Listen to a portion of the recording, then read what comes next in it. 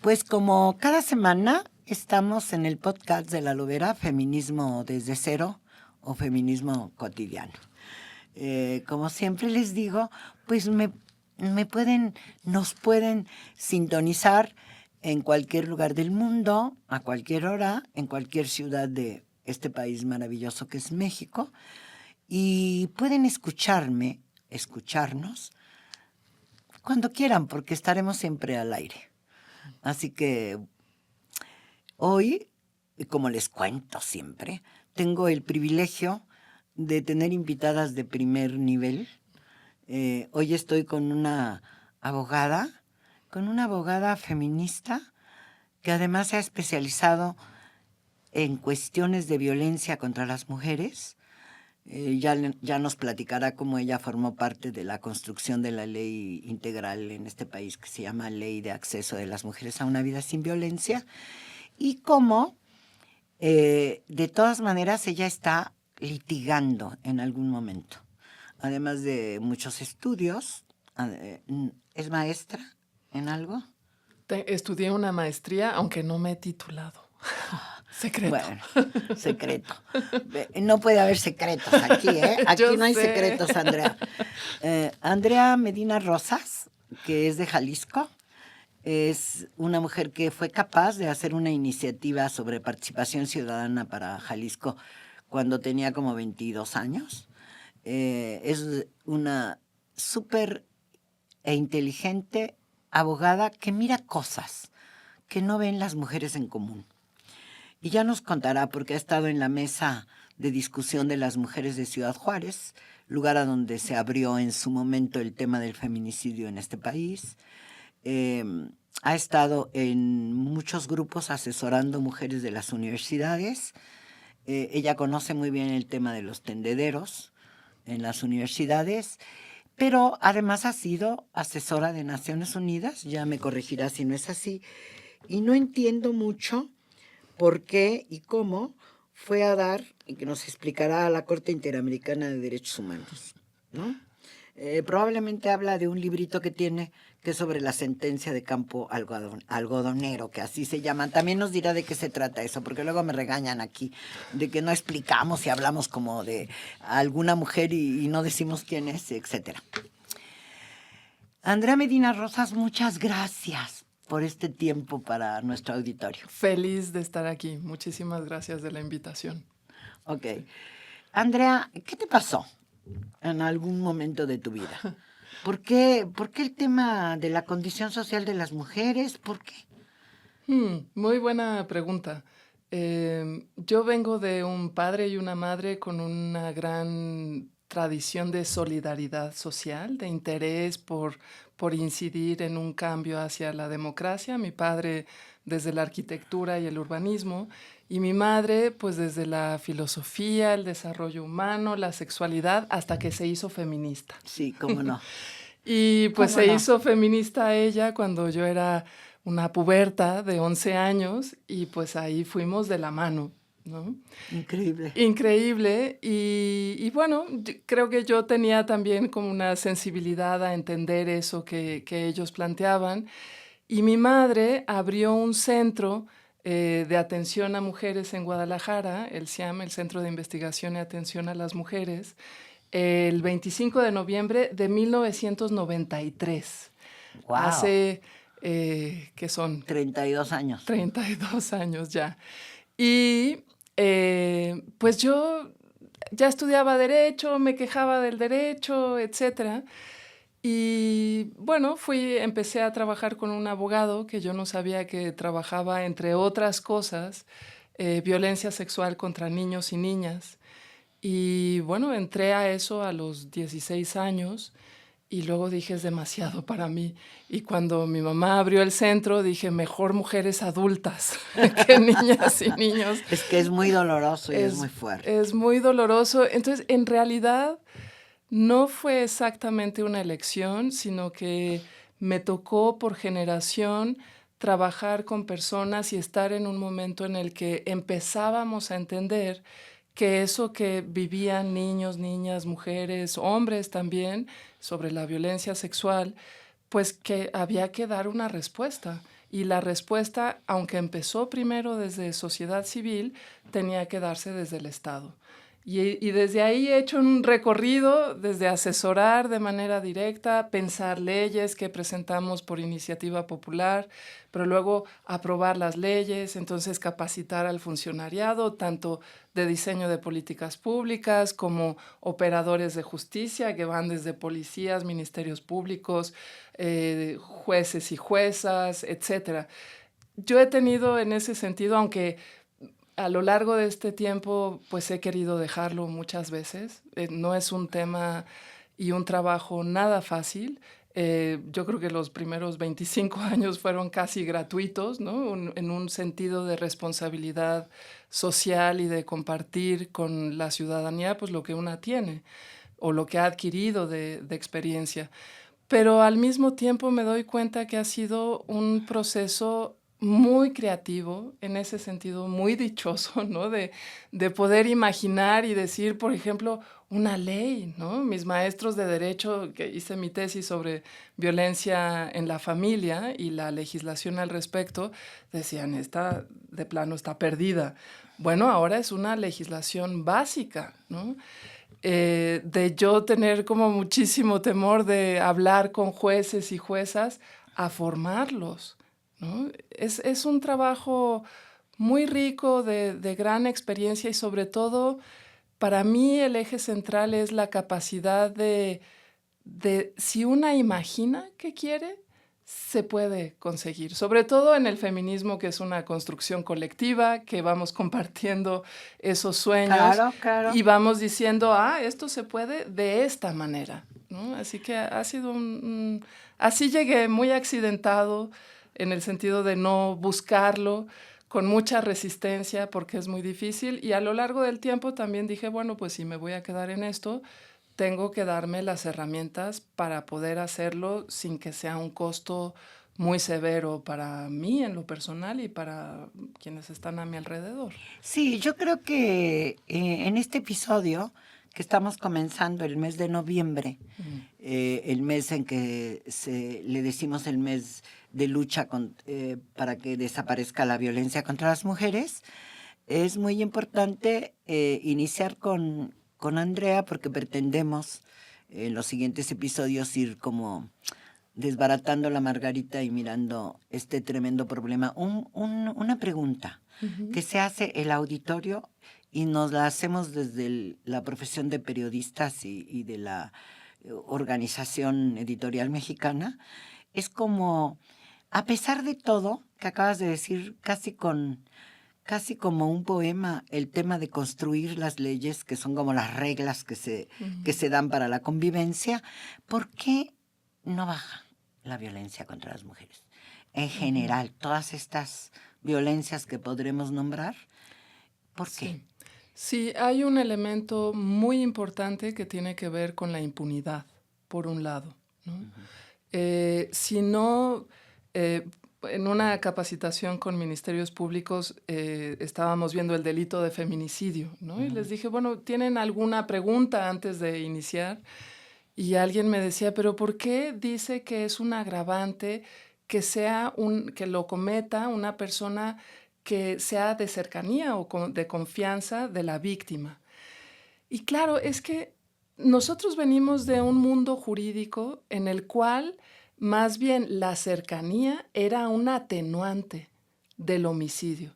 En el pasado, o sea, en el pasado, pero a mí me tocó cambiar eso, o sea, tampoco varias vidas, sino en la propia vida, hemos hecho ese cambio en donde culturalmente, y lo formalizamos en las leyes, se decía un hombre apasionado que cree que su mujer lo engaña, puede asesinarla y es un atenuante, porque él tenía esa emoción violenta, así se llamaba, violenta.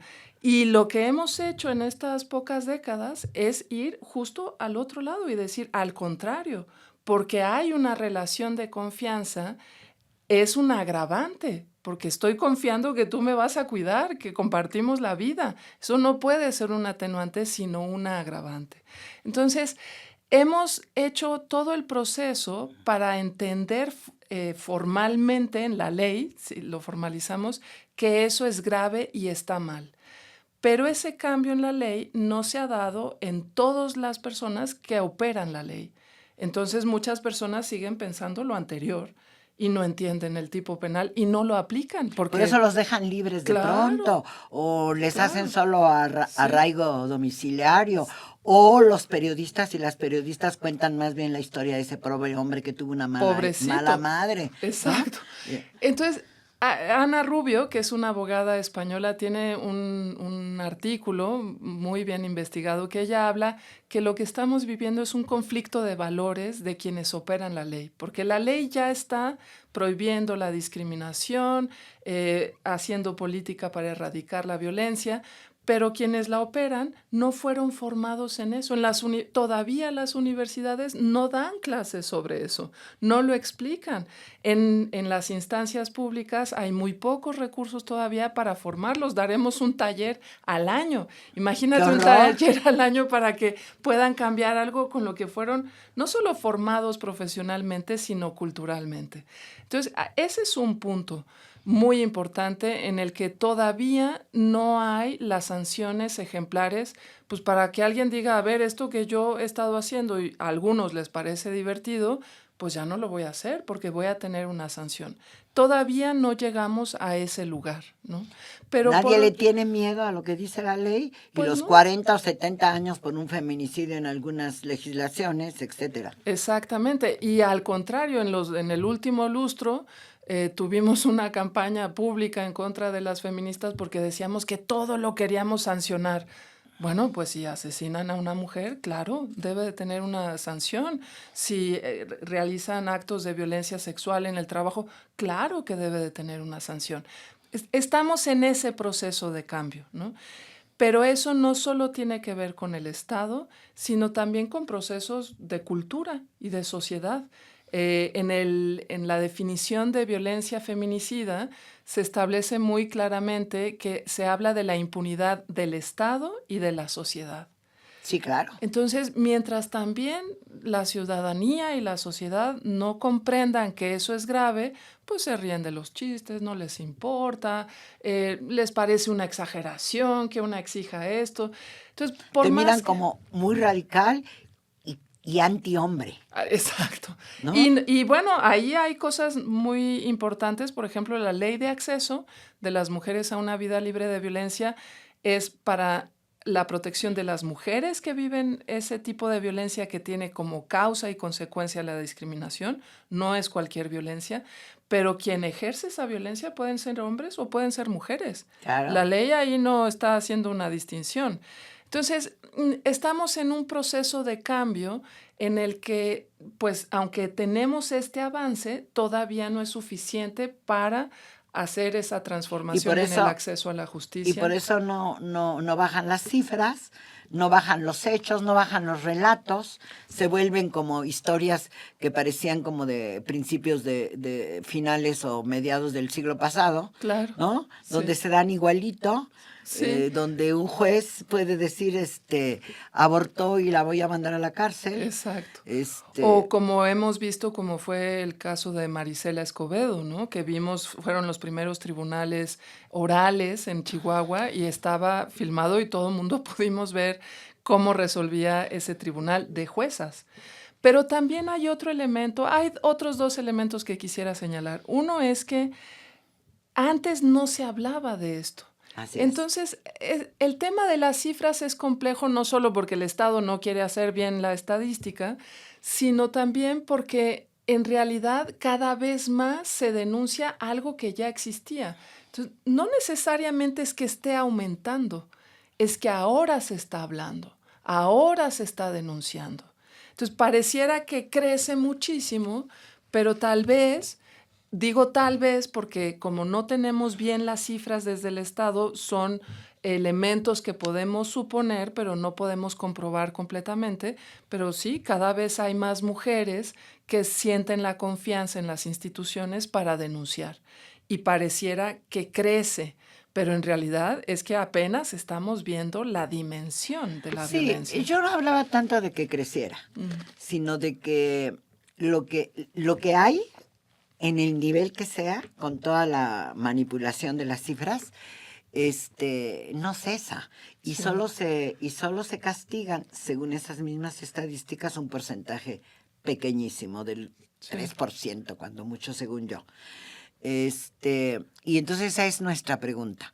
Pero ahora hay otro momento, porque tenemos una mujer en la presidencia de la República, que el primer acto de gobierno es mandar iniciativas al Congreso, una para lo que llaman la igualdad sustantiva y otras que tienen que ver como reconociendo, es verdad que tenemos un problema, es verdad que no lo hemos enfrentado, ni lo hemos disminuido, ni lo hemos prevenido como hubiéramos querido, y mandó una serie de iniciativas.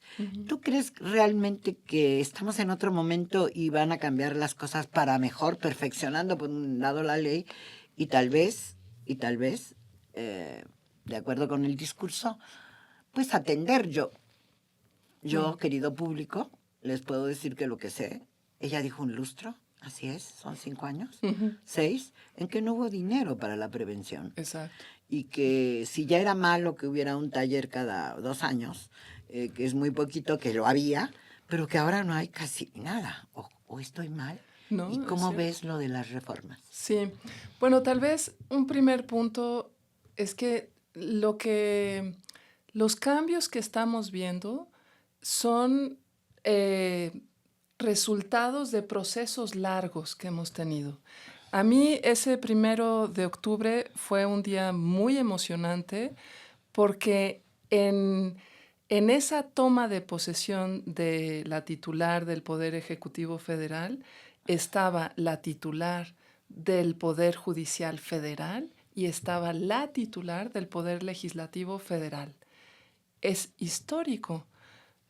Era la primera, o fue la primera presidenta de la Suprema Corte de Justicia de la Nación, Norma Piña, la primera presidenta de la Cámara de Diputados, estaban 3 mujeres.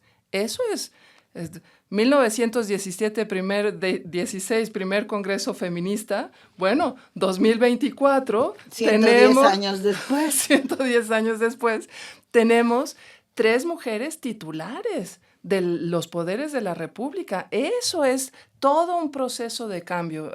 Yo no lo veo solo como la presidenta. Son 3 mujeres que presiden los 3 poderes del Estado de la República y nos costó muchísimo, con leyes, con presupuesto, con marchas, etc. Entonces, eso es muy importante. Es decir, hay una densidad que hemos logrado condensar, ¿no? Ahora, creo que O sea, ese es un cambio real, real y simbólico concreto. y material, porque están ahí tomando decisiones. Ya Exacto. esta frase de queremos tomar decisiones, bueno, pues ya la tenemos. Ya tenemos el poder. Si a eso le sumas 13 gobernadoras, unas Claro. 800 presidentas municipales y un montonal que no sé sumarlo, que en todos los congresos de los estados, de los Claro. 32 estados de la República, la mitad son mujeres. Y con muchísimo trabajo también en los poderes judiciales estatales se Así logró es. el avance de mujeres como titulares, juezas, magistradas, etc. Ahora, como siempre hemos dicho en el feminismo, cuerpo de mujer no significa conciencia de género. Y ahí es lo que creo que ahora tendremos que ser mucho más finas, celebrar este avance, pero al mismo tiempo tener la claridad de que lo que se proponga permita sostener lo logrado y avanzar, ¿no? Como decimos, ni un paso atrás, pero luego, como vimos... Yo lo voy a repetir, sí. sostener lo logrado en, un poco para el auditorio, en 200 años, sí, y no por la independencia, sino por las mujeres que fueron a Zacatecas a pedir participar, y sostener lo logrado y avanzar. La impresión que tengo es que hemos retrocedido, pero ese es otro asunto. Pero ahora que toca. Sí. Pues sí, sí hemos retrocedido en ciertos aspectos y en otros no. Y ahí el feminismo da una clave que para mí ha sido fundamental, que no podemos hacer afirmaciones absolutas o totalitarias, ¿no? No es todo el Estado está mal, todos los ministerios públicos actúan mal, todo el Poder Judicial es corrupto. No. Nosotras hemos aprendido a construir viendo las fisuras, los matices, haciendo alianzas con personas en concreto. Así es como hemos logrado estos cambios.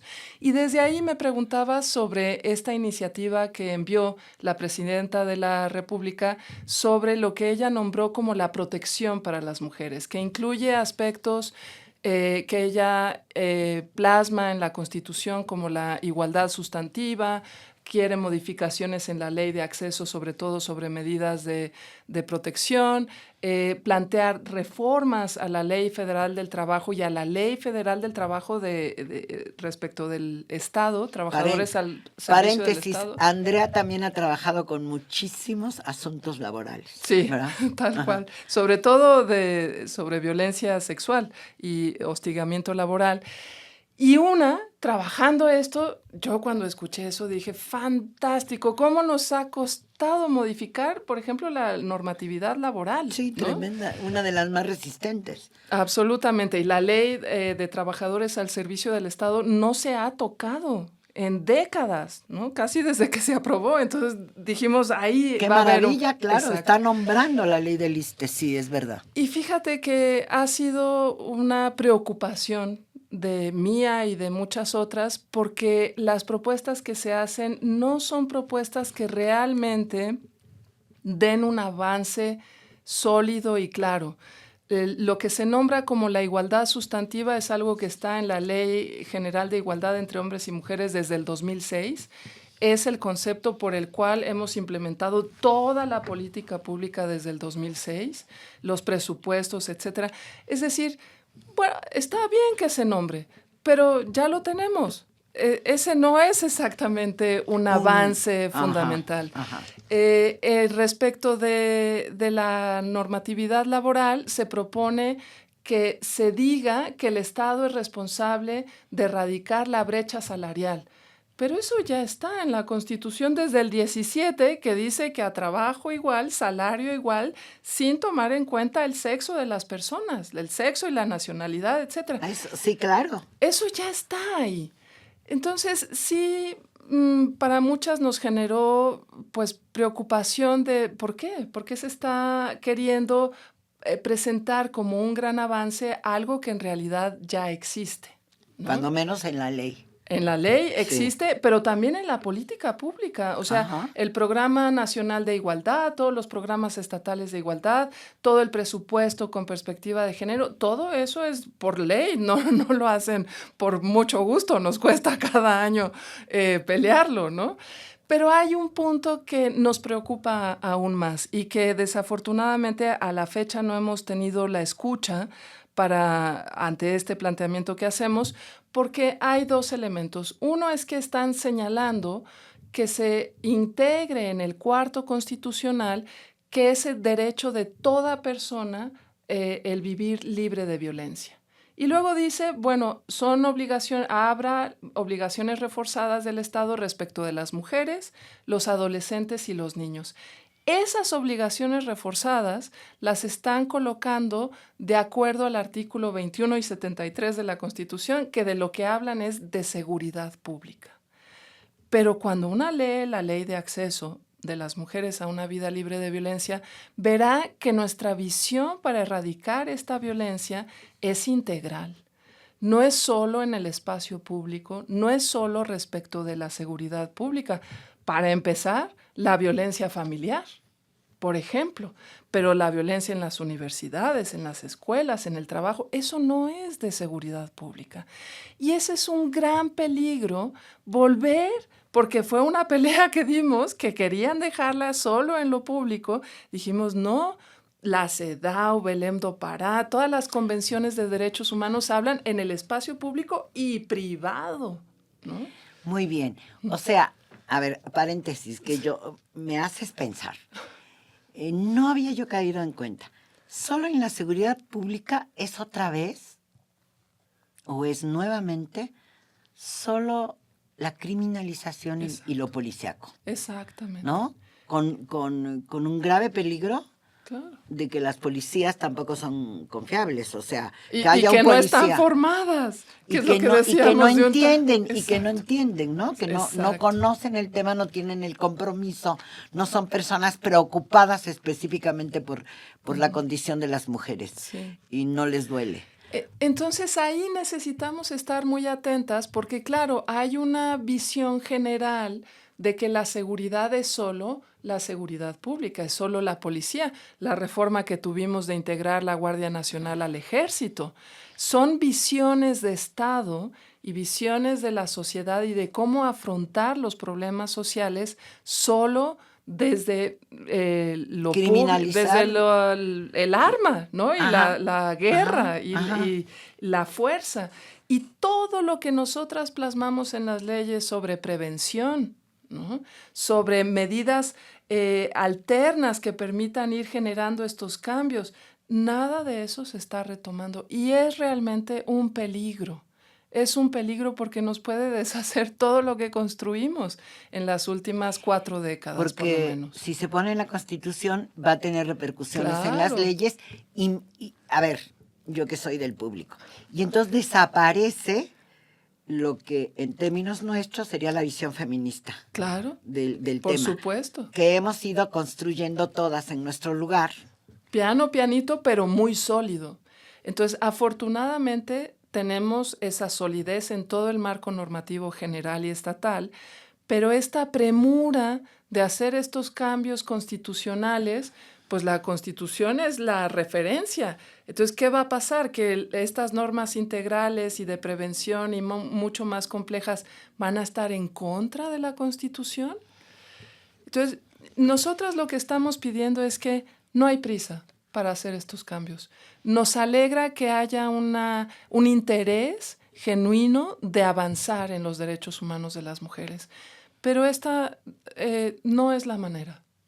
No es la manera porque además no nos están tomando en cuenta. Nosotras tenemos desarrollada una agenda pues desde hace décadas, sabemos muy bien lo que necesitamos ahora y no se nos está tomando en cuenta. Sí. Quizá decirle al público que el movimiento feminista en los últimos mínimo 40, 45 años ha construido las explicaciones teóricas y ha propuesto qué hacer. Tal cual. Tal cual. Es decir, en diferentes momentos las mujeres llegaron y le dijeron a las autoridades es por aquí o a los profesores de las universidades es por allá. Hay que construir una guía, un protocolo, hay que estar mirando. Y todo eso está en peligro. Para mí sí está en peligro. A mí me sorprendió muchísimo que la primera discusión en el Senado sobre este dictamen en el ámbito constitucional, todas y todos los senadores de todos los partidos políticos dijeron que era un gran avance. Se aprobó por unanimidad. Y yo, pues... Está aprobado. En el Senado. Pasó ya a la Cámara de Diputados, pero estará ya en estos días, ¿no? Antes de que termine el año, piensas. Por supuesto. Y con el pretexto del mes de la violencia contra seguramente. las mujeres. Pero yo digo, a ver, si tienen la mayoría, si tienen la mayoría en ambas cámaras, en la presidencia, en la mayoría de los estados, ¿cuál es la prisa? Esto no se hace corriendo. Y yo ahí siempre he aprendido que la violencia tiene una relación directa con el ritmo. La violencia siempre es rápida, ¿no? Puede ser que vayan unas formas de manipulación, de control más lentas, pero el acto, por ejemplo, los feminicidios, es un acto rápido, violento. No hay manera de reaccionar, ¿no? Ni la violación. Todos esos actos de violencia tienen que ver con la velocidad. ¿Por qué esta velocidad para estos cambios constitucionales? Yo no encuentro una razón. Y al hacerlo así, pues se están generando procesos violentos, que por supuesto, pues yo lo quiero tomar desde la mejor cara y decir, pues es el momento que nos toca repasar, volver a actualizarnos. ¿Por qué habíamos dicho que no era solo un tema público? ¿Por qué decimos que el derecho está hecho para todas las personas? El derecho penal es sobre violencia. Es obvio que todas las personas tenemos derecho a una vida libre de violencia, pero no es ese el derecho que se habla con las mujeres, porque esta violencia tiene como causa y consecuencia la discriminación. Y la discriminación es el sistema patriarcal. Exactamente. Entonces, pues sí, hay una preocupación. Yo confío que la presidenta podrá pues escuchar, ¿no? Tal vez pueda pausar este proceso y hacerlo de manera pues más consensuada, con más legitimidad también, pero también pues que las presidentas de la Suprema Corte, las de los poderes Sí, legislativos pero el reaccionen. ahora Sí. el problema es que si lo aprueban, pues ya no tenemos una ley para controvertirla, porque esta última modificación a la Constitución, que ya está probablemente después de una discusión de 2 días y medio, inmediatamente se puso en el diario oficial de la Federación y ahora ya está en la Constitución que no podemos controvertir cualquier cambio en la Constitución. ¿Me Bueno, parece? pero todavía acá hay procesos, hay república. Yo confío que todavía puede haber, y por lo menos que como ciudadanas y ciudadanos escuchemos bien qué está pasando. Yo digo que estamos en un curso intensivo de democracia y de república y sobre todo de ciudadanía, porque el poder judicial nos quedaba muy lejos, ¿no? Hay además en México, no sé en otros países, pero en México hay una cultura casi de orgullo, de desprecio a lo jurídico. Todos los abogados son corruptos, eso no nos importa, la ley no se aplica. Esa no es la experiencia de las mujeres. Si hubiéramos hecho eso, ¿para qué hacemos leyes? ¿No? Si Muy lo bien, pensáramos. muy bien, Andrea. Como el tiempo es terrible, a ver si estoy bien, pero un resumen es sí, tenemos identificadas todas las violencias contra las mujeres. Muchas de esas violencias están reglamentadas desde una perspectiva feminista, Sí. que nos costó muchísimo trabajo, y que eso puede estar en peligro porque se regresa, a ver si estoy bien y con eso puedes resumir y terminar, se regresa a lo que se creía antes, que lo privado en una pareja, en una vida cotidiana, era privado y el Estado no entraba. Volvemos un poco a eso. Volvemos a eso y a otros matices, a no entender la especificidad respecto de las mujeres, de todas las mujeres, de todas las condiciones. Se propone en esta iniciativa que en la ley de acceso se incluyan medidas de protección para los niños y los adolescentes cuando hay una ley específica de niños y adolescentes. Es romper la especificidad de lo que hemos logrado. Hay quienes han pensado que eso genera discriminación contra los hombres, pero no lo es. Ya hay resoluciones de la Corte al respecto. Pero como tenemos poco tiempo, lo que yo quiero decir es que ojalá tomemos este tiempo y estas acciones para tener más curiosidad, para aprender por qué hemos hecho lo que hemos hecho, que no permitamos que se regrese y que se avance. Que se avance realmente. O sea que yo concluyo con el auditorio, que me disculpe, y que me disculpe Andrea Medina Rosas, que es una mujer muy atemperada y muy sabia, que me disculpe que yo diga que probablemente estamos en el peligro de hacerlo muy rápido por demagogia y simulación. Y eso me asusta muchísimo, teniendo tantas mujeres en el poder y en el poder de la República. Realmente me preocupa. Yo tengo que cerrar este podcast, agradecer a la Organización Editorial Mexicana por este espacio de escuchar a las mujeres y sus problemáticas, a Natalia Castañeda Páez y a Hanani Araujo Santamaría, esta vez solita en la producción, aunque Natalia es coproductora. Y desde luego a Pablo Sánchez Rivera, que nos ha tomado para ir al YouTube y que ustedes además puedan ver nuestra gesticulación, no solamente por la voz, sino por nuestras miradas y nuestros movimientos. Nos vemos en una semana. Vamos a seguir hablando de violencia contra las mujeres. Muy interesante esto que ha tocado Andrea, a quien le agradezco nuevamente que esté aquí. Un gusto. Muchas gracias. Hasta la próxima.